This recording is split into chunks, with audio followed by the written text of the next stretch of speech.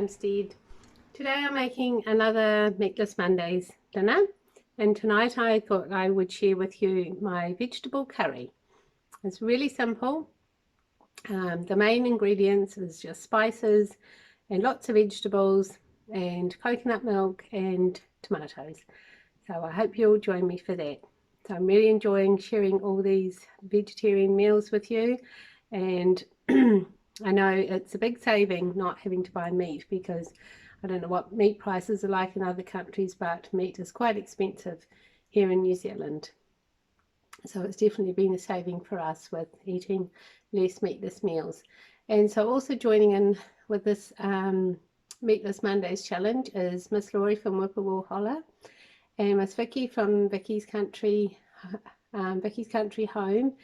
And we have, I'm sorry, I always get this mixed up, the Farmer Pastor's Wife and Little Jordan Farm.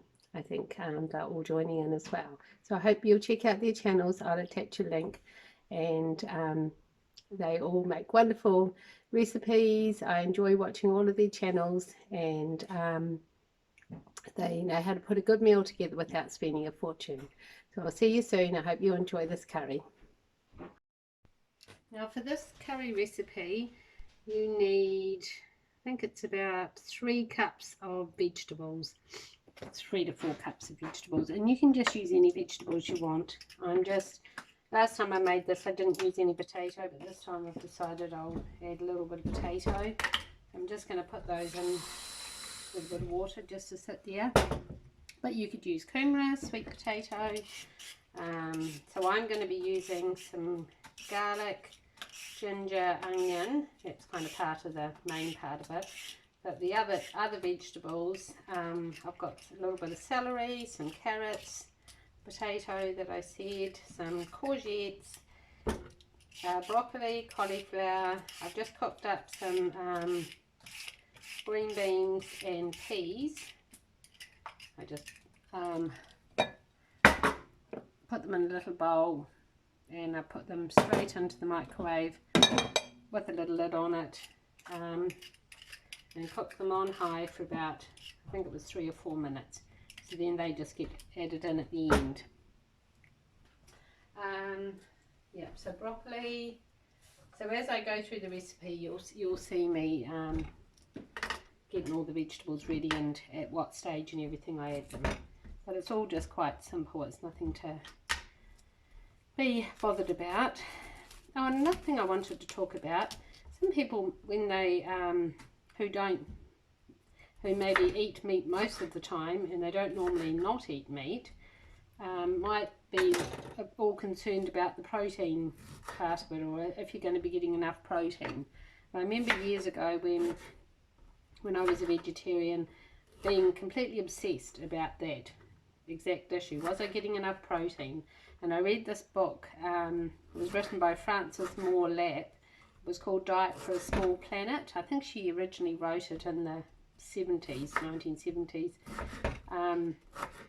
And she's since revived that and her understanding with regards to protein. That, I've just lost my train of thought, silly me. That's what it was. When you eat a balanced diet, say in the morning you had oatmeal porridge with milk, dairy or plant milk, and you had some berries on top or sliced banana, and you might add in a few nuts to that as well. And then for lunch you might have a sandwich, you might have a little bit of cheese on it, or you might have peanut butter.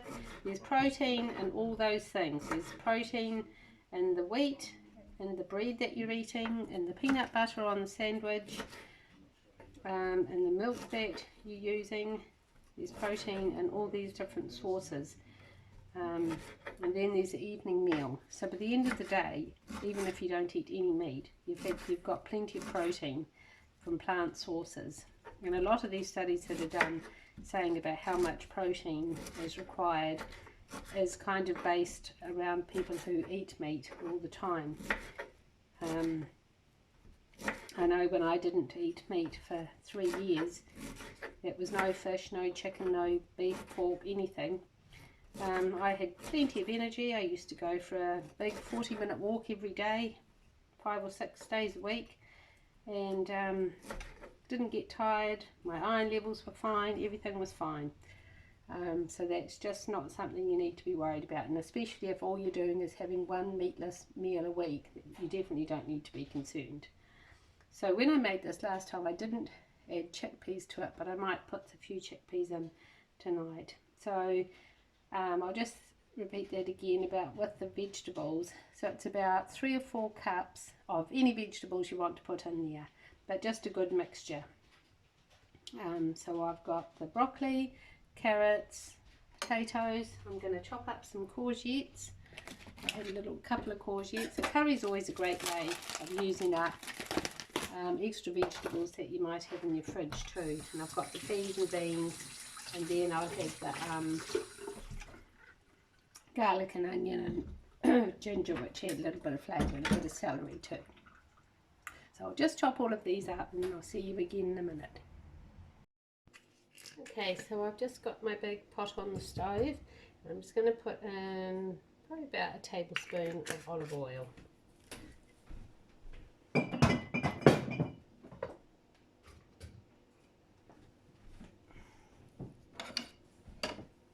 And then to that, I'm going to add some fresh grated ginger, about 3 cloves of finely chopped garlic, a big stalk of celery chopped up, and a large onion diced. And it all goes. So that's all our aromatics. So we'll cook those down just until they start to soften and just get a little wee bit browned. Just give that a wee stir every now and then so it doesn't stick to the bottom, and then we're going to add our some of our spice. Okay, so we're adding in the black mustard seeds and the whole cumin seeds. And the whole cumin just gives off such a lovely aromatic flavour.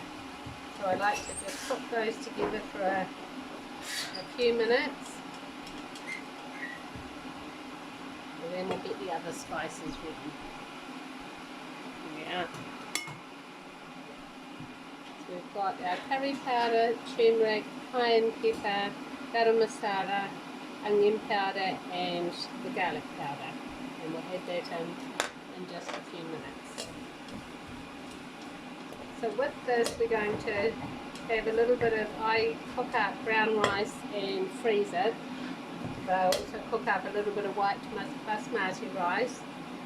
And so I have the vegetable curry with the rice, and I also was watching Doug and Stacey's channel, and she shared a recipe, I think it was about 2018, it was for kumara flatbreads. So I had made some of those, and there was a couple left over, so I froze them, and so we'll probably have those little wee flatbreads along with this curry tonight, so it should be delicious. Okay, so by the time it's starting to look just sort of softened and it's sweating a bit, then we'll add in the spices.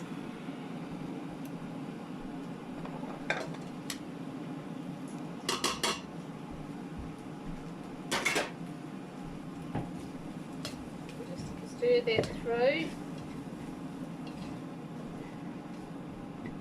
Just let it brown for a few minutes.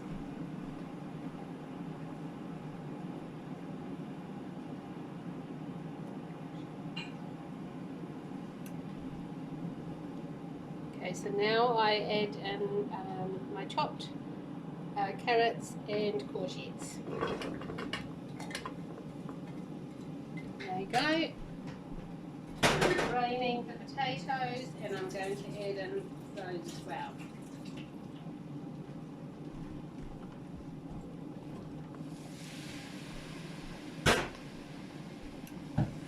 Stir all that through, all those lovely spices that are mixing in, looking beautiful.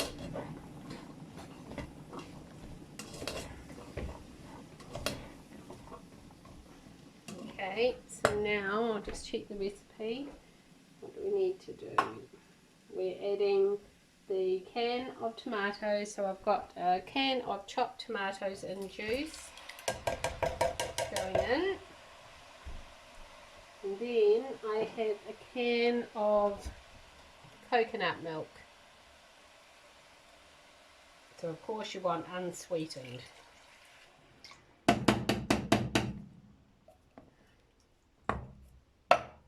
So that's just coconut milk, not coconut cream. So just stir that all through. Now I'm just going to put a lid on it and let it cook away, probably for about 10 minutes. Okay, now I'm going to add in probably about a teaspoon of brown sugar and some vegetable stock powder, probably about 2 teaspoons. Now I use this one, real gourmet stock. I like it. It's really good. It's got no rubbish in it.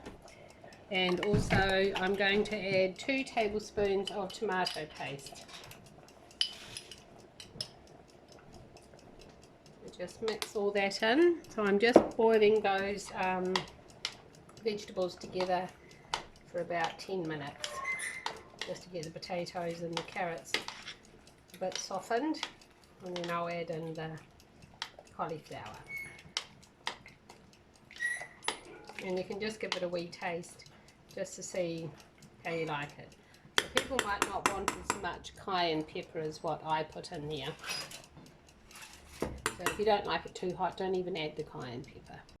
In a separate pan, I'm just toasting a little bit of flaked coconut. This is unsweetened, dry flaked coconut. I just get it all lovely and toasty brown looking, and then I sprinkle it over the curry when it's all cooked. Okay, it's been about 10 minutes, so now add in your cauliflower. And we'll give that a big stir around. And we'll cook that for about another 5 minutes. I've got a piece of foil on because I've broken the lid on this pot and I'm too stingy to go and buy another pot. So I'm just going to cover that back up there and cook it for another 5 minutes.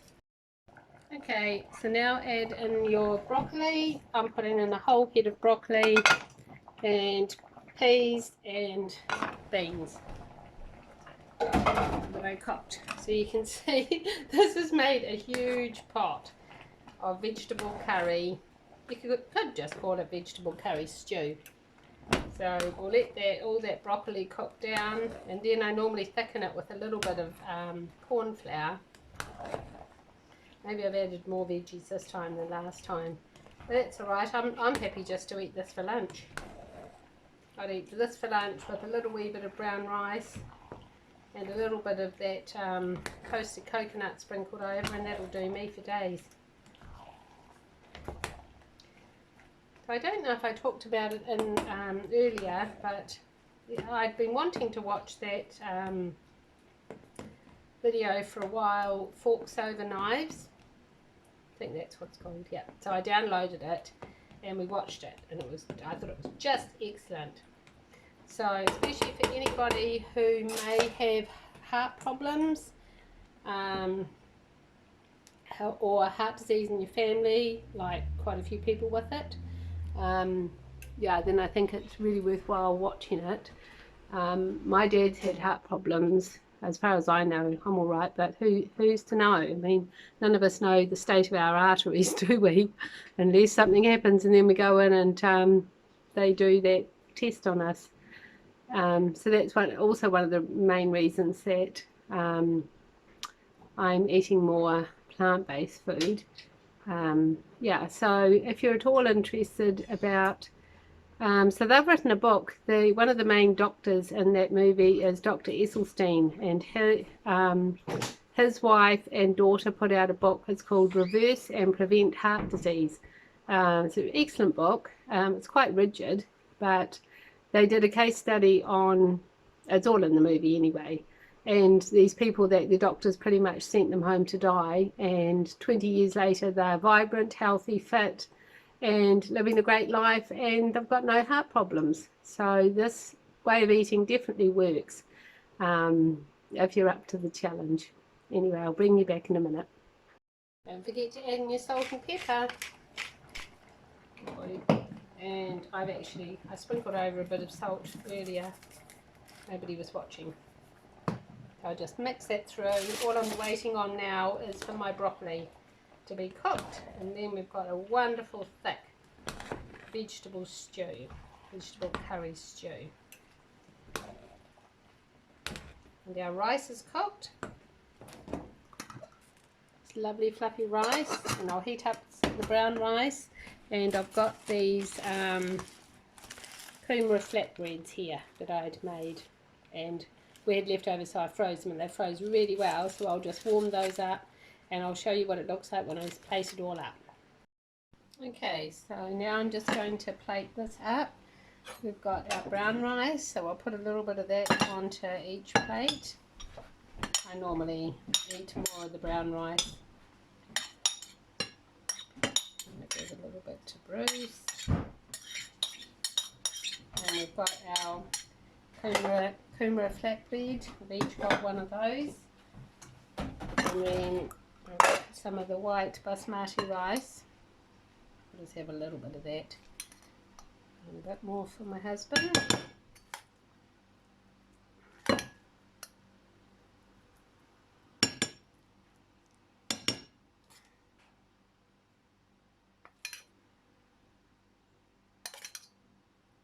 Okay, and then our delicious big vegetable curry. I'll just get my big serving spoon.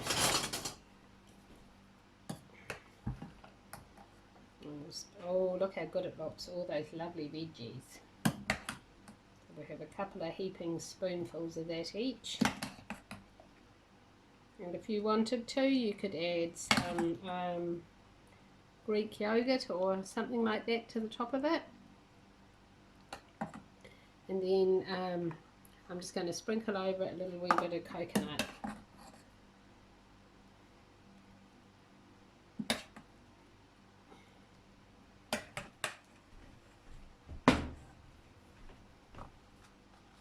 Lovely toasted coconut always just makes it such a nice flavour. I suppose you could always stir in a little bit of extra desiccated coconut too into it if you wanted. Alrighty, so let's give this a try.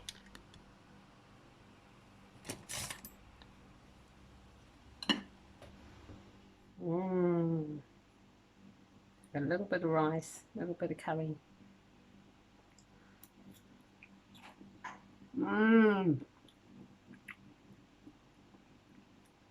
It's lovely. It's quite spicy, just mainly because of the cayenne. So if you don't like things hot, then you might want to either cut it down or just leave it out. But I hope you will give this delicious vegetable curry a try. Bye for now. Take